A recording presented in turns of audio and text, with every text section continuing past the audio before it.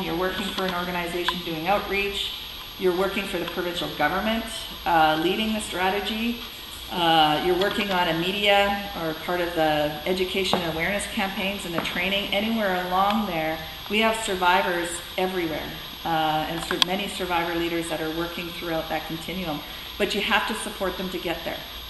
And so the Child and Youth Care Diploma Program gives them the tools that they need in order for them to be successful. Because they need training, and they need to know how to be supported through when they're triggered. Because they're triggered every day now. Like they go to a job and they're triggered every day, especially if they're doing frontline work. So as an organization, we also have the responsibility to support them to be successful in their work. Because there is nothing more powerful than to have an experiential woman with a young person, with a sexually exploited youth. Nothing even compares to that. So we have to be supportive, and you wouldn't just put a woman in there with no supports. And so the child care and youth, so they graduate with their diploma, they can work right away. We snatch all of them up, we hire all of them, so 15 a year graduate. Or they go on to university and they get their social work degree, and many of them have done that, gone and done their social work degree. So we are building a real pool of women with lived experience who are becoming educated and working on the front lines where we need them to work on the front lines. And so that is an education program we set up in phase 2 as part of our public education and awareness, and recognizing the value of survivor voice. So encourage you to work with your college in setting up a similar system like that. And again, any one of these, I hope that many of you come to Manitoba and we can introduce you to many of the leaders who have made many of these programs happen. So there is Breaking the Silence. There are programs that, again, these are curriculum that is targeted towards parents, teachers, people in child welfare, group home, frontline people, outreach workers, police officers. There's a whole bunch of, and it's online. You can download it from here and use that. They have many train-the-trainer opportunities, etc. And we also have a Stop Sex with Kids public education awareness campaign that is also really important.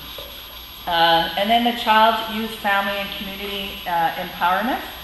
And this is probably the most important thing about the strategy, is that the empowerment has to come from you as individuals. Within your provincial strategy can create and organize everybody, but the power of making change is in your community. And so in Manitoba, took Manitoba and broke them out into 11 different regions. And each region has a sexual exploitation team on it. And again, it's all volunteer-based. You get a little bit of money to raise awareness and have your meetings, but that's about it. And again, the 4 people, those 4 sectors are on those teams.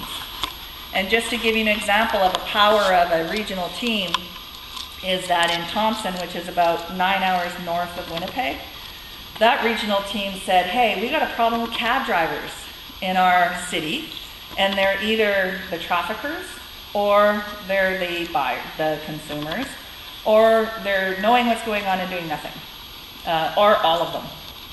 And so what are we going to do about it?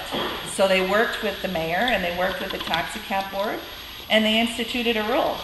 If you want to be a cab driver in Thompson, you must have a criminal record check and a child abuse registry check done annually. And so I heard that 4 taxi cab drivers in Thompson instantly lost their license because they were sex offenders. So there is that regional team said, this is the kind of control that we can have that is unique to our city that we can work on together, and they did that together. And so each regional team has something very unique and special that happens within their region. Some of them went hard on public education awareness campaigns, and so when you drive into the city, Some of them are massive billboards that they created that either is a Stop Sex with Kids campaign, or it says you are entering into a city that is well educated in sexual exploitation and trafficking and you are not welcome here. And those kind of signs. And so they meet monthly, they come up with a plan, they get a little bit of assistance from the province and with some money to meet, and then they raise money and they make these billboards, they make these other things happen. So again, the power of local community to come up with their own strategies is the way to go. And so however you organize yourselves in your province and how you connect to other teams will be important in your work moving forward. So I just want to show you a couple of campaigns we did in Winnipeg. So this one is, again, you can download it right from the website. These are pamphlets. And in fact, one of the pamphlets goes here. It comes in English and in French. And it's really geared towards both youth and parents. And so what is child sexual exploitation? How can I tell if my child is being sexually exploited? What should I do if I think a child is being sexually exploited? And then what I can do to help prevent. And so it's geared towards both children and adults. And so that's again another Manitoba, but you can copy the whole thing if you wanted. The other one is my personal favorite.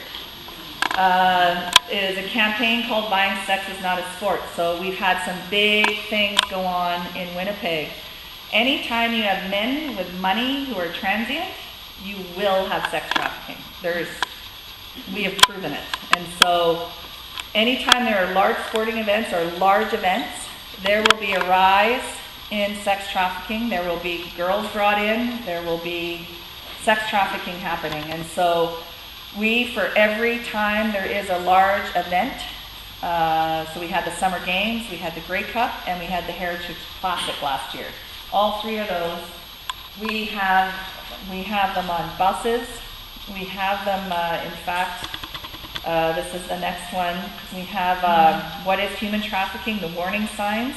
Some of these appear in taxi cabs. We actually have the taxi cabs have decals we have a hotline, a Manitoba hotline, that creates, so if a woman is in a cab, there's the number there. We have a variety of ways we raise awareness. We have posters that go into both male and female washrooms, like behind the door where you close the door, and there's where she can call and how she can get help and etc. And so we have created these campaigns that are specialized to hotels as well. When these things are in hotels, we work with our paper. You usually get the paper at the bottom of your door, or you could ask for it. We have stickers that go on top of the top page that will be with the phone number for women if they need to call. So taxi cabs, Greyhound as well. And we work in partnership with all of those business leaders in those areas to get the word out. And so I'm going to show you. Again, the kid's not far. He's leaving at noon, so I better do